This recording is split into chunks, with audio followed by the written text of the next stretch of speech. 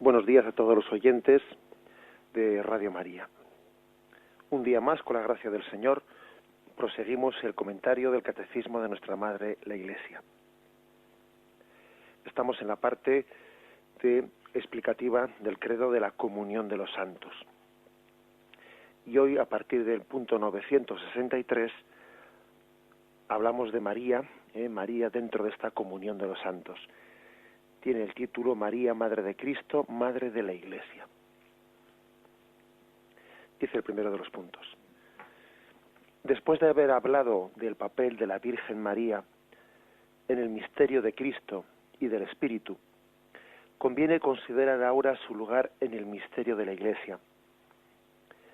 Se la reconoce y se la venera como Madre de Dios y del Redentor, mas aún es verdaderamente la madre de los miembros de Cristo, porque colaboró con su amor a que nacieran en la Iglesia los creyentes, miembros de su cabeza, miembros de aquella cabeza. María, Madre de Cristo, Madre de la Iglesia, en expresión de Pablo VI, en un discurso pronunciado el 21 de noviembre de 1964. Bien, en primer lugar, para introducir la explicación de la doctrina mariana, es bueno darse cuenta cuál es el lugar en el que el catecismo habla de María. Porque dice que primero, después de haber hablado del papel de María en el misterio de Cristo y del Espíritu Santo, o sea, ya ha habido dos momentos donde el catecismo ha hablado de María. Cuando habló de Jesucristo, cuando habló del Espíritu Santo, y ahora, a propósito de la Iglesia, vuelve a hablar de la Virgen María. Esto ya dice mucho, es una opción muy importante.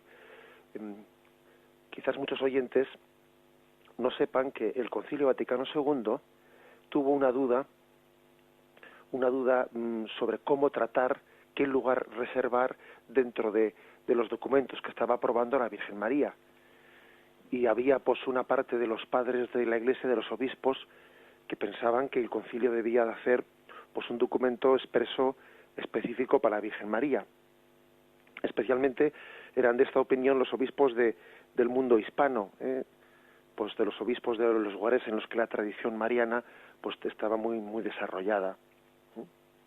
Sin embargo, los obispos, otra parte de los obispos, que estaban más en contacto con países en los que tenían que vivir el ecumenismo, por ejemplo los obispos alemanes, etcétera, que tenían que estar continuamente rozando con esa acusación por parte del mundo protestante de que los católicos estábamos venerando a María de una forma en la que se le quitaba a Jesucristo el puesto central, etcétera, ¿no? Ellos no eran favorables a tratar el tema de María como en un documento aparte, sino que ellos pensaban que se debía de integrar a María dentro de la Constitución, o sea, al hablar de la Iglesia en el Concilio Vaticano II, que María formase parte de ese misterio de la Iglesia, ¿no? La verdad es que en el Concilio Vaticano II hubo una gran unanimidad a la hora de aprobar los documentos, se aprobaban por una mayoría pero abrumadora, igual podía haber 2 o 3 votos contrarios, ¿no?, entre miles y miles de obispos. Y por supuesto que también hubo una gran unanimidad a la hora de aprobar el documento que es el capítulo 8 de la Lumen Gentium sobre María, pero en lo que discutían los obispos no era en el contenido, sino en cómo tratar, en si tratar a María aparte o tratar el tema de María integrado dentro del misterio de la Iglesia. Finalmente, por muy pocos votos de diferencia, decidieron tratar el tema de María dentro de la Iglesia. Y así se reservó un capítulo, el capítulo 8 de la Constitución sobre la Iglesia, a María. Y bueno, en aquel momento, aquello había sido una discusión muy vehemente, y los hispanos habíamos mantenido la opinión de que se ensalzaba más la figura de María si se le reservaba un documento aparte para ella, ¿no? Pero luego la experiencia ha demostrado que el Señor sabe hacer las cosas y que esa forma de hablar de María, integrada plenamente, ¿no?, dentro del dogma católico, integrada plenamente en nuestra fe sobre Jesucristo, integrada plenamente en nuestra fe sobre el Espíritu Santo, integrada en nuestra fe sobre la Iglesia, esa forma de hablar de María la ensalza mucho más. María adquiere de esta forma pues un puesto más principal, se destaca más a María cuando se le une más a Cristo, se destaca más a María cuando se le une más al Espíritu Santo. No siempre el tratar aparte un tema es una manera de dignificarlo más, ¿no? Cuanto mejor o más cerca está o cuanto más tratemos de Cristo y más unida se vea la figura de María a Cristo, más estamos ensalzando a María. Cuanto más unida esté la figura de María al Espíritu Santo, más entonces estamos denegando a María, etcétera, etcétera. Por eso el catecismo, siguiendo ese mismo estilo que hizo el Vaticano II, va tratando de María en distintos momentos del catecismo. Cuando habló de Jesucristo, cuando habló del Espíritu Santo y ahora cuando habla de la Iglesia. Es una manera de ver a María perfectamente integrada en el dogma católico, perfectamente integrada. Y es la mejor respuesta que se le puede dar a aquellos que piensen que nosotros hemos hecho de la devoción mariana algo ajeno, al Evangelio, algo que no se integra en la fe de la Iglesia primitiva, algo que no tiene nada que ver con la cristología. Pues esa es la mejor respuesta. La mejor respuesta a esas acusaciones es demostrar cómo cuando hablamos de Cristo, pues lógicamente al final nos nace espontáneamente hablar de María como la mejor discípula de Cristo. Cuando hablamos del Espíritu Santo, nos nace espontáneamente hablar de María como el alma que mejor se desposó con el Espíritu Santo. Cuando hablamos de la Iglesia, nos sale espontáneamente hablar de María como modelo de esta Iglesia. Es el mejor estilo. Por otra parte, esto engarza con la mejor tradición de la Iglesia católica, en la que los mejores santos marianos, como San Luis Griñón de Montfort, San Luis María Griñón de Montfort, San Maximiliano Kolbe, etcétera, todos estos santos que han sido los santos más marianos de nuestra tradición, han tenido una devoción a María muy, muy engarzada con esa fe cristocéntrica y con esa visión de la espiritualidad plenamente movida por el Espíritu Santo. Fijaros, por ejemplo, cuando San Maximiliano Kolbe utiliza la imagen de que María es el molde en el que el Espíritu Santo formó a Jesucristo. Y es una imagen en la que a María le une perfectamente, pues con toda la cristología y con toda la neumatología, ¿no? Con toda la pues nuestra fe en el Espíritu Santo. Dice él, ¿no? María es el molde en el que el Espíritu Santo formó a Jesucristo. Si queremos pues ensalzar a María tal como ella pues se merece, ¿no? Pues la Iglesia ha entendido que la mejor forma de hacerlo es insertarla, o sea, explicar su misterio, no aparte, sino insertado, ¿no? Pues en la cristología, en la explicación de Cristo. Ella es la mejor discípula, insertada en nuestra fe sobre el Espíritu Santo. Ella es el alma más dócil al Espíritu Santo, la perfecta esposa del Espíritu Santo, insertada también en el misterio de la Iglesia. Ella es la madre de la Iglesia, aquella a la que le fue encomendada al pie de la cruz a todos sus discípulos, y fue madre de la cabeza, es también madre de ese cuerpo místico de Cristo. Esta es la forma de presentarla. Vamos a meditarlo y continuamos enseguida.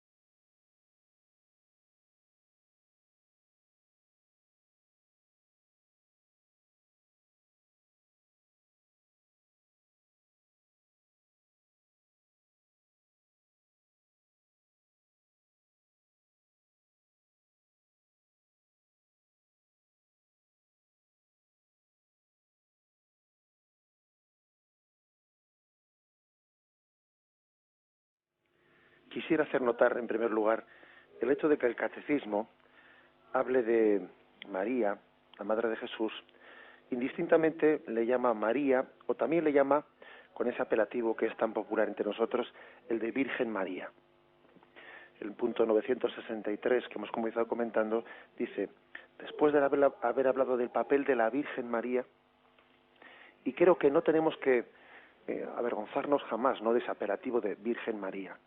No sé por qué, pues en algún momento de crisis un tanto acomplejada, ¿no?, de nuestra fe católica, pues parece que hemos querido como quitarle ese título, o ese apelativo de Virgen María, y únicamente le hemos llamado, nos hemos dirigido a ella como María sin más, ¿no? Que por supuesto que uno puede dirigirse a ella como María, con ese nombre tan simple y tan admirable y tan profundo, que de hecho muchas veces el catecismo se refiere así de esa manera. Pero yo quiero reivindicar, ¿no?, el hecho de que también el catecismo, de una manera indistinta, se dirija a ella con el nombre de María o de Virgen María.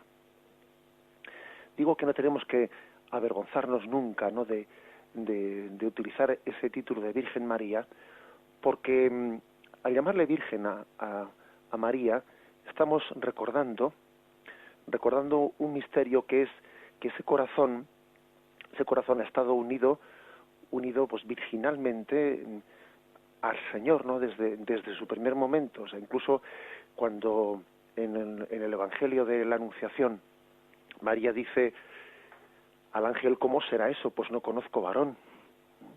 Esa expresión suya de ¿cómo será eso? Pues no conozco varón, cuando estaba desposada con José, pues ella podría haber entendido que ese varón, o sea, que ese anuncio de que iba a ser madre de Dios sería a través de ese varón José con el que iba a casarse, ¿no? Entonces, ¿cómo dijo eso de ¿cómo será eso? Pues no conozco varón. Bueno, también eso nos da a entender que la vocación de María, ella recibió una vocación de desposorio virginal con el Señor desde el principio, que ella tenía una intención de unión virginal con el Señor, que tenía esa iluminación interior, ¿no?, desde muy joven, que así lo recibió desde el seno de su madre Ana. Es por lo tanto importante este título de Virgen María, porque vemos en ella pues una llamada muy especial a ser totalmente del Señor, a que su corazón esté puesto en él de una manera pues indivisa, ¿no?, que el núcleo del corazón de María pues sea totalmente de Yahvé, ¿no?, de Yahvé. Y por lo tanto ese es un detalle importante. El catecismo no deja en el olvido ese título de Virgen María como una forma de dirigirnos a ella, destacando que lo más nuclear es una virginidad no solo física, sino una virginidad de corazón, porque la virginidad es mucho más, ¿no?, que un aspecto físico. La virginidad, aparte del aspecto físico, ese aspecto físico no es sino un reflejo de la virginidad del corazón, un corazón virgen, es decir, un corazón que es totalmente de Dios. Un aspecto importante, por lo tanto. Y un paso más. San Luis María Griñón de Montfort dice él que una de las razones por las que tan pocas almas no llegan a la plenitud de la santidad, una de las razones por las que pues no avanzamos en el camino de la santidad como debiéramos de avanzar, es porque María no está suficientemente presente en nuestra vida. Eso lo dice él, lo destaca con mucha fuerza. Dice él que el que desea tener el fruto maduro debe tener el árbol del que procede el fruto maduro.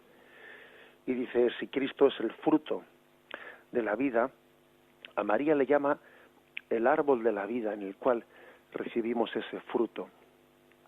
Esa es una manera en la que San Luis María Griñón de Montfort presenta a María como el árbol del que nos vino el fruto de la vida. Incluso hace esa comparación de que hubo un árbol en el paraíso, y este es el nuevo árbol, ¿no?, del que nos viene el fruto de la vida. Una vez más, pues, se insiste en que la presentación de la figura de María está íntimamente ligada a Jesucristo. Damos un paso más en el siguiente punto, 964.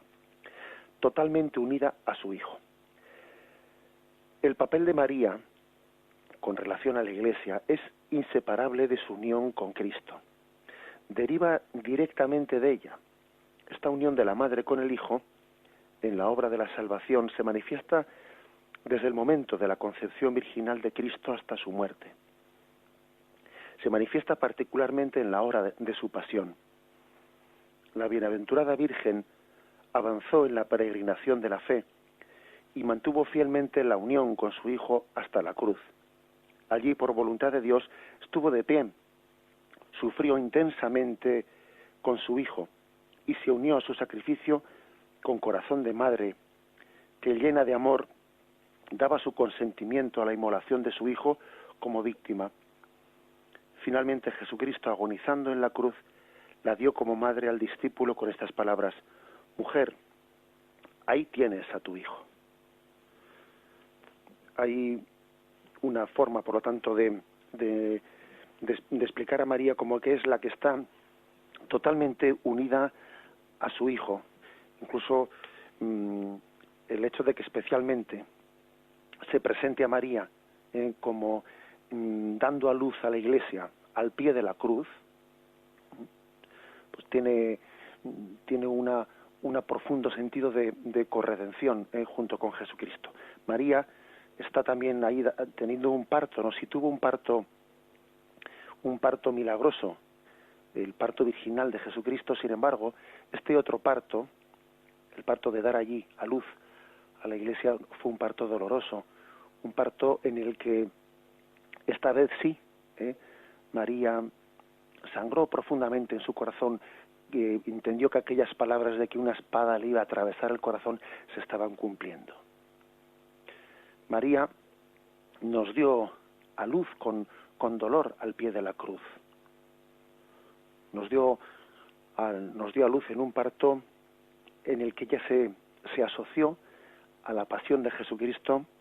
Fijaros bien, yo creo que lo grandioso, lo que destaca el catecismo de María, es que lo propio de una madre es tener un amor carnal en el que lo que quiere es evitar que su hijo sufra. Eso es lo que le sale un poco por instinto natural a una madre, ¿no? Que mi hijo no sufra.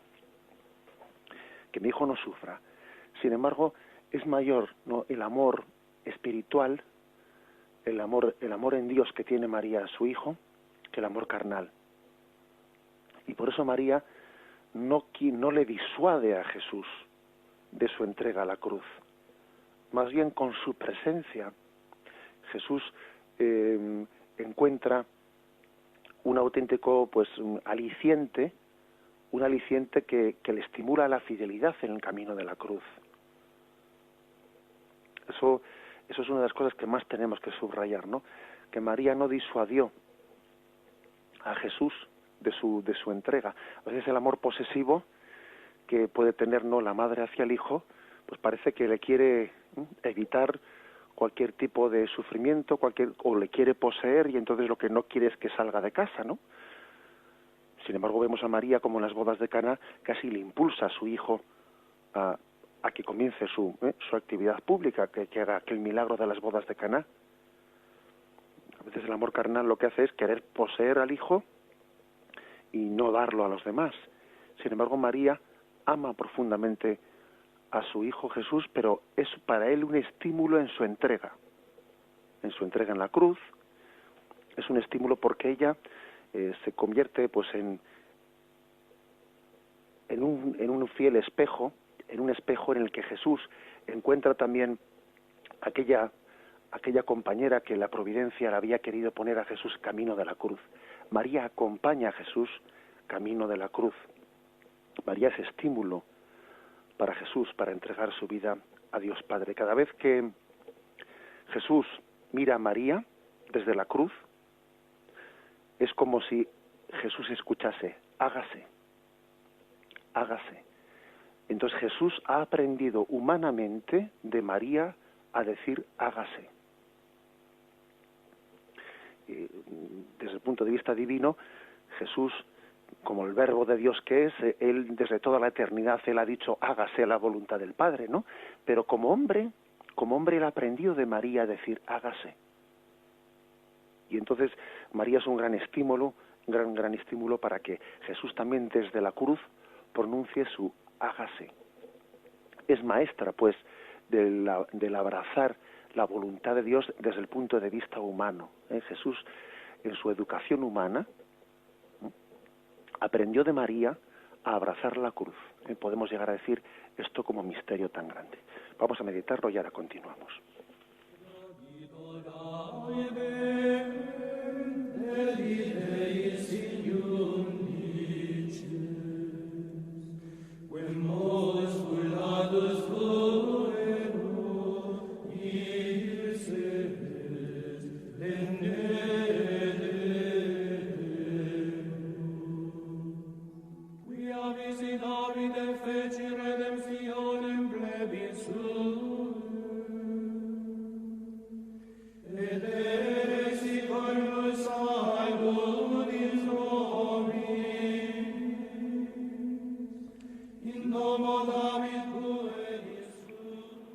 Creo que puede convenir todavía dar pues una vuelta más, como se dice, ¿no? Una vuelta de tuerca más a esto último que hemos dicho. Me refiero al hecho de que todo aquello que Jesús humanamente pudo aprender de María y de José, porque claro, nosotros cuando leemos los evangelios, pues evidentemente en ellos estamos recibiendo pues una predicación del reino de Dios que Jesús, pues como hijo de Dios que era, pues él tenía esa iluminación interior propia de su condición divina, ¿no? Eso que algunos llaman pues una ciencia infusa, o de otras formas se llama pues en la teología, el hecho de que cuando Jesús, aquel Jesús niño, se queda perdido en el templo y sus padres van a encontrarle y entonces le ven rodeado de doctores y se admiran de dónde saca esta sabiduría, ¿no?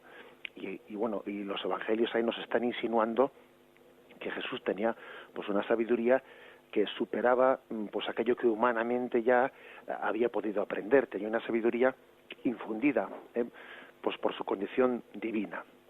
Bien, pero además de esto, hay que decir que Jesús, muchas de las cosas que muchas o algunas por lo menos, ¿no?, de las cosas que nos enseña en los evangelios, sin duda alguna no serían únicamente fruto de lo que él pues conocía pues por esa ciencia infusa, ¿no?, de su condición divina.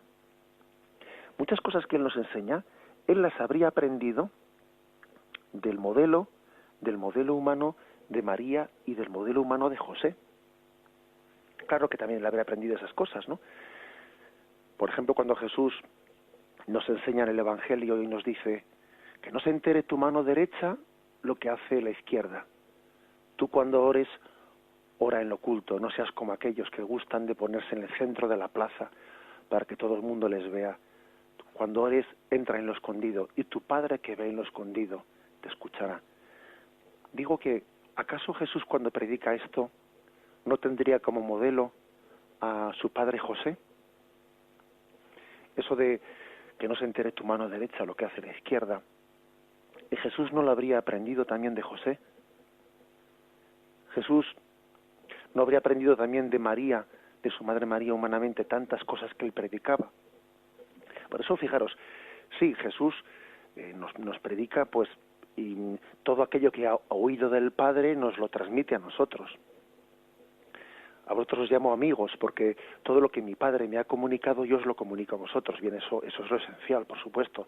Pero esto no quita para que también María y José, ¿no?, fuesen para Jesús también un modelo humano del que él incluso ha podido hablarnos en su predicación. La predicación de Jesús, él puede unir eso que ha recibido del Padre y eso que ha visto también en María y en José.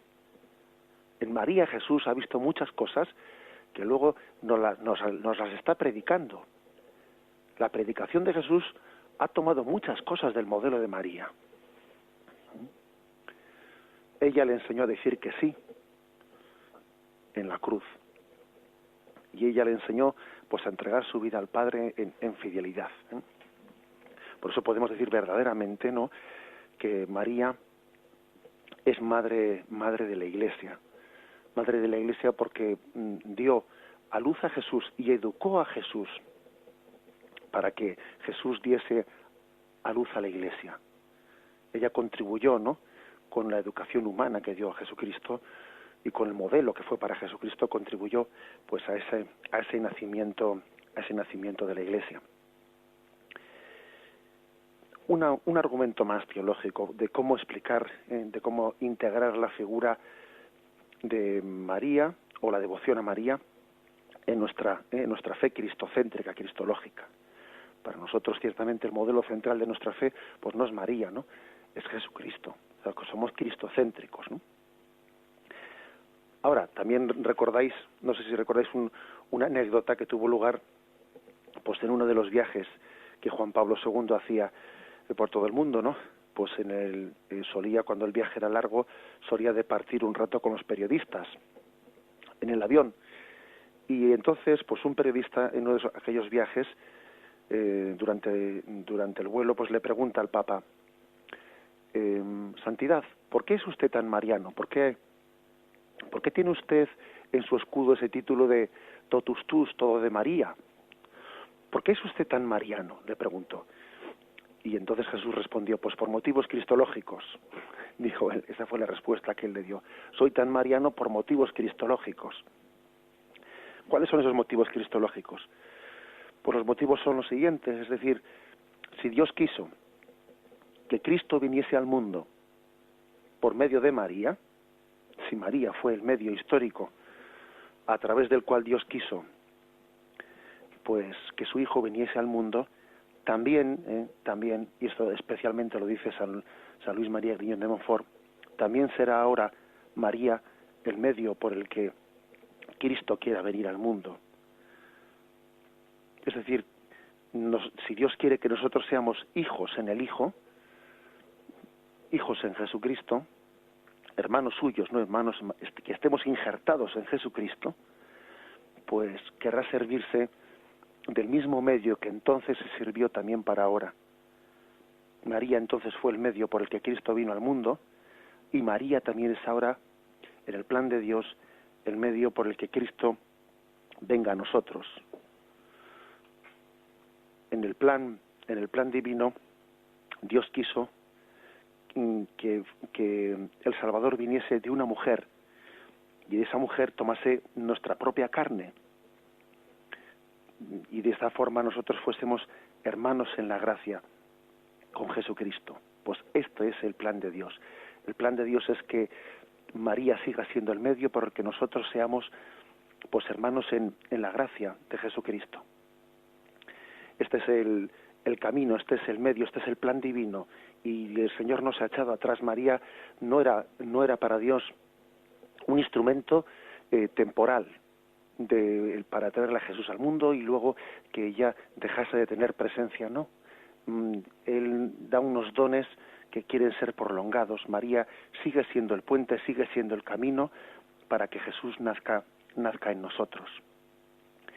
Incluso cuando un sacerdote, ¿no?, pues está celebrando la Santa Misa, en el momento en que él llega al momento central de la consagración y abre las manos pidiendo que el Padre envíe el Espíritu Santo sobre esos dones del pan y el vino para que se conviertan en el cuerpo y la sangre del Señor, el sacerdote, cuando está en ese momento de la Santa Misa, tiene la sensación, no tiene la vivencia de que está prolongando la encarnación que tuvo lugar por medio de María.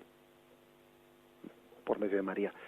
La Iglesia tiene esa figura pues también materna de volver a dar a luz a Jesús, volver a hacerle presente y volver a darle a luz para el mundo. La Iglesia es madre, prolongando también aquella maternidad de María, a través de la cual dio a luz para el mundo.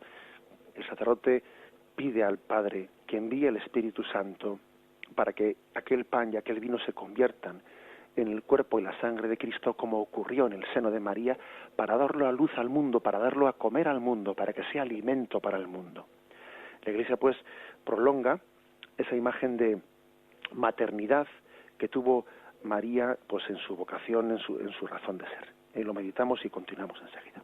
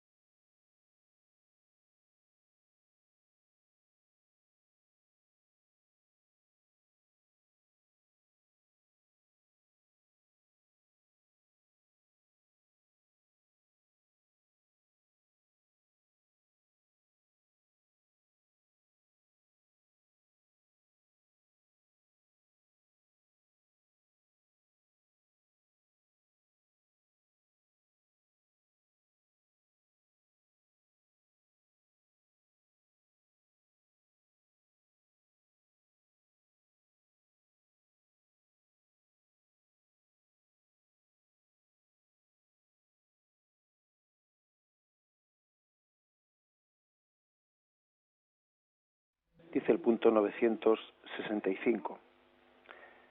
Después de la ascensión de su Hijo, María estuvo presente en los comienzos de la Iglesia con sus oraciones. Reunida con los apóstoles y algunas mujeres, María pedía con sus oraciones el don del Espíritu que en la Anunciación le había cubierto con su sombra. Es algo en lo que pocas veces hemos meditado. O sea, ¿qué forma pudo tener María de estar presente en la Iglesia primitiva después de que su Hijo ascendió a los cielos? Si el Señor le dijo a Juan, ahí tienes a tu madre, ahí tienes a tu hijo, le dijo luego a María, y dice el Evangelio, desde aquel momento Juan la recibió en su casa, la recibió como una de sus cosas, no como su tesoro preferido. No sabemos cuánto tiempo pasó María en casa de Juan. No sabemos cuánto tiempo pasó entre ese momento en el que Jesús asciende a los cielos y luego tiene lugar la venida del Espíritu Santo y la dormición de María. ¿Cuántos años fueron? No lo sabemos. Pero sí que es bueno, este punto 965, ¿no? Casi nos pide que hagamos pues un esfuerzo de imaginación y de reflexión sobre qué papel tuvo María en aquellos años. Fuesen muchos o fuesen pocos, no lo sabemos. Hay distintas tradiciones también de dónde pudo estar María. Algunos dicen que en Éfeso, etcétera. Bueno, pues no lo sabemos seguro. Pero lo importante es imaginarnos en conformidad, ¿no?, con los datos que tenemos, cuál fue el papel de María. Por una parte, aquí se insiste, se subraya mucho en este punto del catecismo el papel que tuvo ella de orar, orar pidiendo la venida del Espíritu Santo. María ejerce una función eminentemente contemplativa en aquel momento en la Iglesia. Contemplativa parece que es como aquella que atrae el Espíritu Santo a la Iglesia, como un pararrayos en el sentido no de atraer algo que destruye, sino algo que edifica, algo que constituye la Iglesia. María atrae, tiene esa fuerza de atracción. Dentro del cenáculo es verdad que el Espíritu Santo vino a todos los allí presentes, ¿no? Pero si alguien había que tenía esa fuerza de atracción hacia el Espíritu Santo dentro de aquel cenáculo, era María. Por eso se le describe a ella rodeada del colegio apostólico y con unas lenguas de fuego, ¿no?, encima de cada cabeza, y la lengua de fuego que está encima de la cabeza de María todavía es superior, es más grande a la de los demás. María atrae el Espíritu Santo, pero lo hermoso es que lo atrae no solo para ella, sino para todos. Para todos. El Espíritu Santo no vino solo sobre su cabeza, sino sobre la de todos los apóstoles. Vino en virtud de esa fuerza de atracción que tenía María, ¿no?, de ese don del amor de Dios que se complace en María, como que María es el jardín de Dios. María es así también la describen algunos santos padres, ¿no? María es el jardín de Dios en el que Dios se complace en pasear. Es el lugar más bello de la creación al que Dios se complace en venir. Allí tiene Dios su descanso, en ese jardín hermoso. Por eso el Espíritu Santo viene con fuerza a María y en torno a María a toda la Iglesia. Tiene una fuerza pues de atracción impresionante, ¿no? María y el Espíritu Santo son como dos polos que se atraen. María tiene sed del Espíritu y el Espíritu también se complace en descansar en ese hermoso huerto, en ese hermoso jardín, ¿no?, que es María. Por eso la primera función de la Virgen María es atraer el Espíritu Santo hacia su Iglesia, atraerlo. El Espíritu Santo se goza de habitar en la Iglesia porque en ella está María y la Iglesia es imagen de María, ¿no? Bien, pero además de esto, después del día de Pentecostés, María seguiría orando, ¿no?, porque sabemos que el Espíritu Santo está continuamente viniendo. Nosotros pedimos un año que venga el Espíritu Santo pues en Pentecostés y el siguiente año lo seguiremos pidiendo, porque no es un don puntual, ¿no?, sino que el Espíritu Santo continúa viniendo. Pero también creo que es otro aspecto de lo que allí María hizo, o cómo vivió aquellos años, nos lo podemos imaginar pues en que María, pues claro, con toda seguridad, con toda certeza, María participaría en la Eucaristía, en la Eucaristía desde el primer domingo. María asistiría como la primera de los fieles cristianos a la Eucaristía, y María comulgaría. Claro que comulgaría, y María recibiría a su Hijo Jesucristo. No olvidemos que la Eucaristía fue celebrada desde el primer domingo.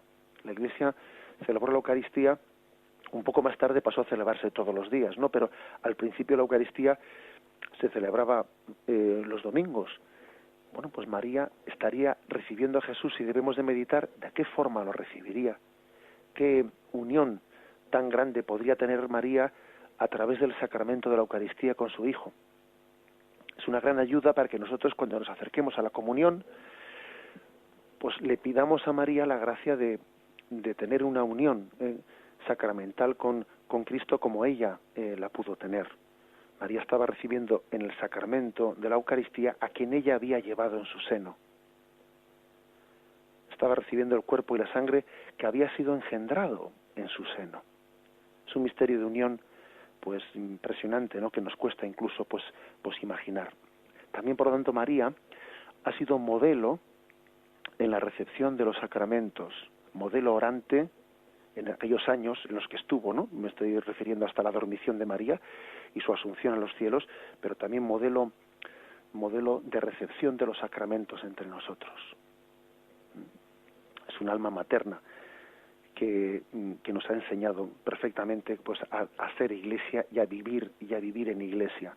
No nos imaginamos una María pidiendo para ella un estatus un poco fuera de la iglesia, sino plenamente integrada en la vida de la iglesia, plenamente integrada, consolando a los apóstoles en medio de las persecuciones que estaban teniendo, consolando a la primitiva comunidad cristiana en medio de las incomprensiones, en medio del rechazo que estaban recibiendo en las sinagogas.